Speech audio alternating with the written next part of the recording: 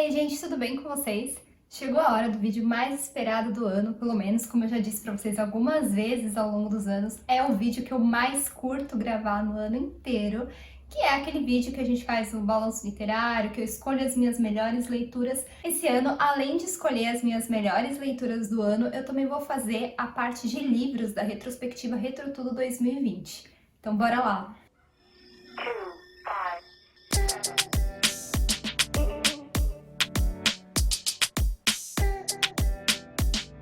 Gente, vou começar jogando a real do meu balanço de leituras. Esse ano eu li 34 livros, contando com a minha leitura atual que ainda está em curso. 34 livros.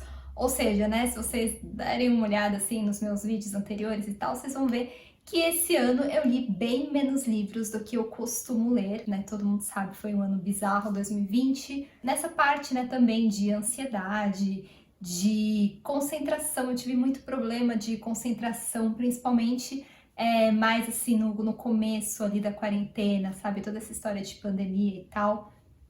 Foi um ano de ressacas literárias também, que é uma coisa bastante rara de acontecer comigo, assim. Sério, foram pouquíssimas vezes que eu me vi numa ressaca literária de não conseguir ler direito, sabe? Às vezes até nem de ter muita vontade de ler, mas esse ano isso aconteceu com mais frequência. Por outro lado, foi um ano, assim, de leituras muito incríveis, assim, muito mais do que em vários anos aqui pensando na minha cabeça, sabe? E eu acho que porque esse ano também eu meio que olhei um pouco assim pra dentro de mim, sabe? E resolvi aceitar e abraçar essa desacelerada, assim, sabe? Que eu dei um pouco nas leituras, que não foi nenhuma coisa tipo por vontade, como eu disse, né? Foi aquela coisa de concentração, de ansiedade, etc. Mas ao invés de ficar me cobrando o tempo inteiro e me sentindo péssima por não estar conseguindo ler tanto, eu meio que aceitei, sabe, que o meu período estava sendo assim, aceitar e ouvir um pouco mais as minhas vontades, as minhas necessidades. E isso refletiu muito também no jeito que eu escolhi as minhas leituras esse ano, né? E tudo isso sem ficar muito assim noiada na questão de quantidade de livros, de velocidade de leitura. Claro que tem horas que dá assim, né, meio que uma coisa assim na gente, tipo um surto, de pensar, meu Deus, eu não vou conseguir ler tudo que eu quero ler esse ano. Mas, gente, a vida é assim, né? Pelo menos é o que eu tentei pensar assim pra mim esse ano. Então é isso, vou contar pra vocês agora quais foram as minhas 3 melhores leituras desse ano. Sempre faço essa brincadeira, né, de colocar no pódio só 3 livros, porque pra aumentar assim a emoção fica um pouco mais difícil também pra mim de escolher. Bom, em terceiro lugar teve Sul da Fronteira, Oeste do Sol, do Haruki Murakami. Essa edição aqui é da Tag Livros. Ainda vai ter lançamento pela Alfaguara, mas não sei quando. Pelos personagens, por toda, sei lá, a melancolia que eles emanavam e essa questão de também crises pessoais, existenciais, personagens misteriosos, que é uma coisa que eu gosto muito no Murakami. Sem falar que esse livro também me proporcionou 4 tipos de leitura diferente, que eu falei sobre isso no vídeo da resenha, eu vou deixar o link aqui nos cards. Aliás, todos os livros que tiverem resenha, eu vou deixar o link aqui nos cards. Foi um livro muito especial pra mim, eu tava muito em dúvida se esse seria a segunda ou a terceira posição, mas eu resolvi deixar ele na terceira, e vocês vão entender por quê. Aliás, gente, pra quem não viu, tem um projetinho de Murakami pra rolar no comecinho do ano que vem, já em janeiro, que é além do Murakami em 2021, então se vocês têm interesse de conhecer a obra do autor, ou se vocês já curtem, mas não leram todos os livros, essa é a chance. Eu vou deixar aqui em cima também o link do vídeo onde eu explico todo esse projeto, onde eu coloquei o cronograma de leitura para vocês também. Em segundo lugar, temos Pessoas Normais, da Sally Rooney, essa autora irlandesa. E esse livro, gente, eu vou contar para vocês que foi um acontecimento na minha vida literária, sério. Acho que pelos protagonistas serem tão de carne e osso, sabe? Por abordar vários tipos de problemas e transtornos que normalmente as pessoas são cheias de dedos para tocar nesses assuntos. Eu achei esse livro muito franco. Pela personagem maravilhosa que é a Marianne, sabe? Eu sempre falo, né? Eu tive uma conexão com ela em muitos níveis, então foi Foi incrível acompanhar a trajetória dela aqui e também pela escrita bastante diferente da autora, né? Essa questão de não diferenciar os diálogos, sabe? Eu gosto muito quando eu encontro assim, escritas mais diferentes. Além disso, essa história para mim, ela foi muito mais do que o livro, né? Ela cresceu e tomou uma dimensão muito grande dentro de mim, até porque teve a série também. A série me marcou de um jeito muito especial também. Inclusive, além da resenha, tem um vídeo aqui no canal onde eu falo sobre a série, também vou deixar aqui o link. Agora, o primeiro livro, que também foi uma escolha muito difícil, porque esses 3 que eu falei para vocês, todos eles me marcaram de jeitos muito diferentes, mas muito, sei lá, sabe, significativos nesse meu ano. Todos eles me tocaram de jeitos muito especiais, mas esse primeiro, gente, foi uma coisa assim muito diferente. Foi Tirza, do Arnon Grunberg.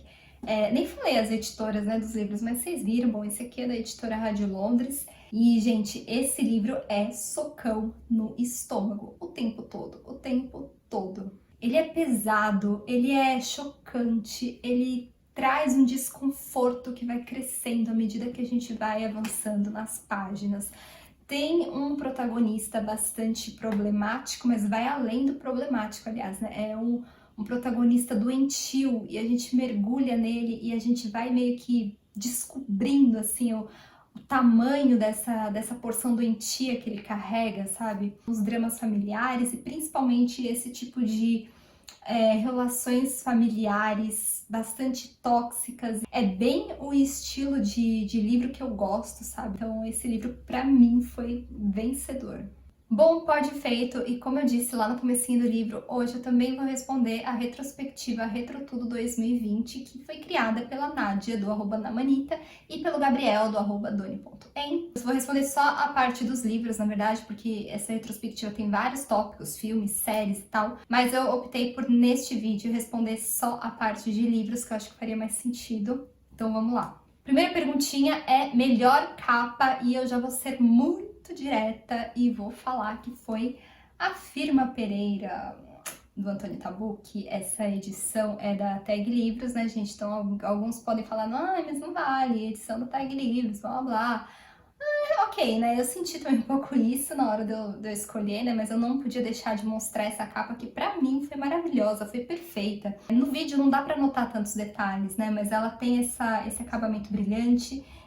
São azulejos e aqui tem textura na junção dos azulejos, sabe? Eu amei de verdade essa capa. Mas, né, para não ser muito injusta também, vou mostrar uma outra capa de edição considerada normal, né, que eu gostei muito, que para mim foi também uma das melhores do ano, que foi a capa desse livro aqui, Metrópolis, essa capa classicona, né, do filme e tal, que eu amo demais, demais. Assim, essa edição também é muito maravilhosa e, bom, se fosse escolher uma segunda melhor capa, né, porque, enfim, a capa sem ser da tag e tal, então eu escolheria a de Metrópolis. Agora, a categoria de pior capa foi muito difícil, porque não teve, assim, um livro que eu li esse ano que eu falei, nossa, não curti essa capa, sabe?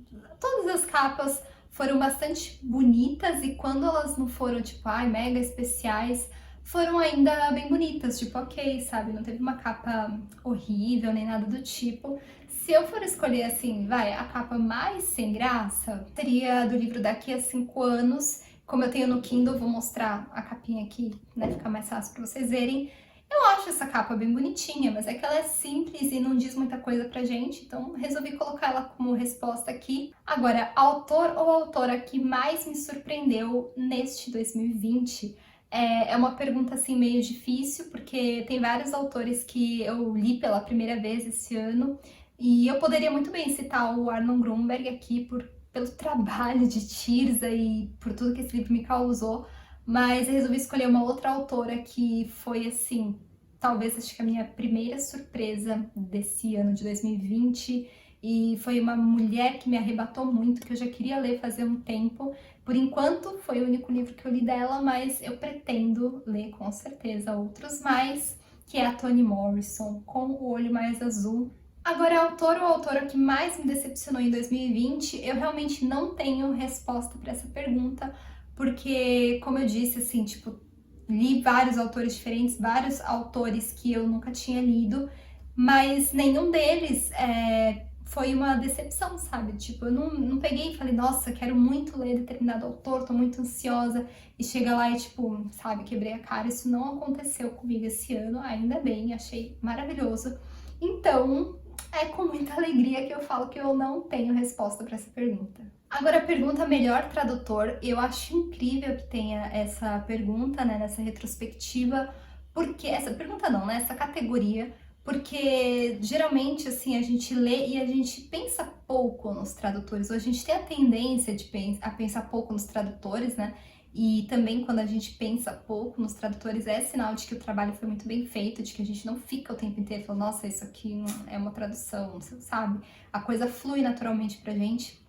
Mas eu, como eu trabalho, né, nessa parte de livros, de preparação, revisão, também tô querendo entrar nesse meio de tradução, tipo, fiz alguns cursos esse ano de 2020, tô participando de um projeto muito legal de tradução de contos e acho muito incrível, eu sempre presto atenção, inclusive essa coisa de tradutor, tradução, é um ponto muito crucial quando eu escolho comprar um livro clássico e, né, que normalmente a gente tem à disposição muitas edições de editoras diferentes, de épocas diferentes.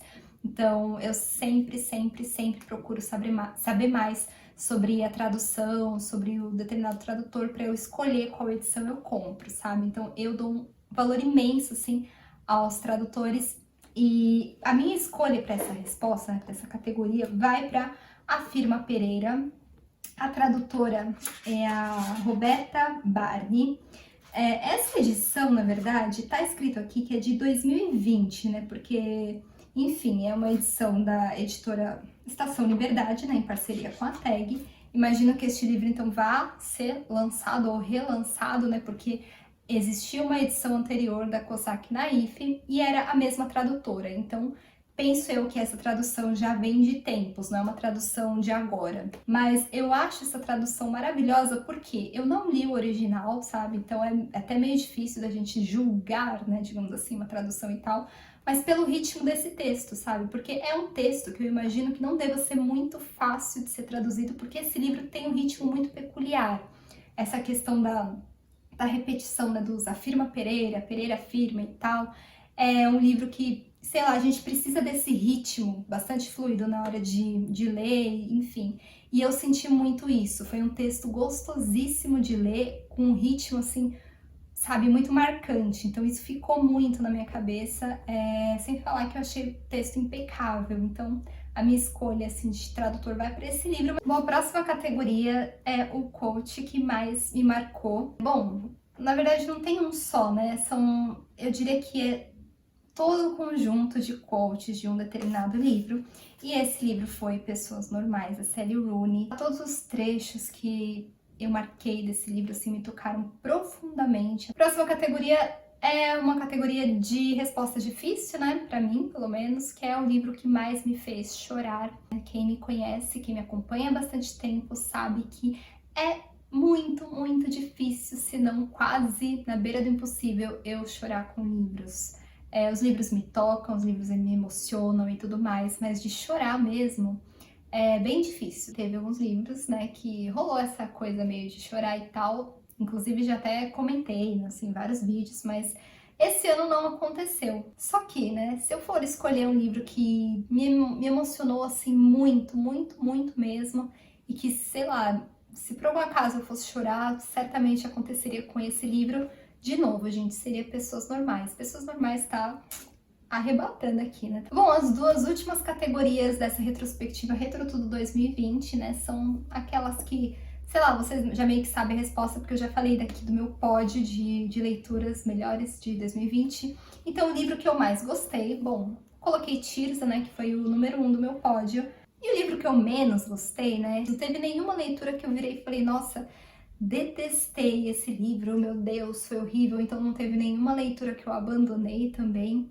Eu escolhi como livro que eu menos gostei o Daqui a 5 Anos, da Rebecca Serle, porque foi um livro que, primeiro, né, tipo, ele trouxe algumas coisas que eu não esperava encontrar, e as coisas que eu esperava encontrar, sabe, achei que deixaram muito a desejar, sabe? Assim, o final, principalmente, uma explicação meio frouxa, sabe? Do tipo, não me convenceu muito. E, gente, além de todos esses livros que eu mencionei, né, tanto no pódio das 3 melhores leituras do ano, como também, né, nas respostas aí das categorias da Retrotudo 2020, tem uns outros livros que não entraram aqui, né, em nenhuma categoria, mas que eu também marquei como leituras muito especiais de 2020 e que eu acho que vale uma menção honrosa aqui nesse vídeo. Então vou mostrar rapidinho quais são eles.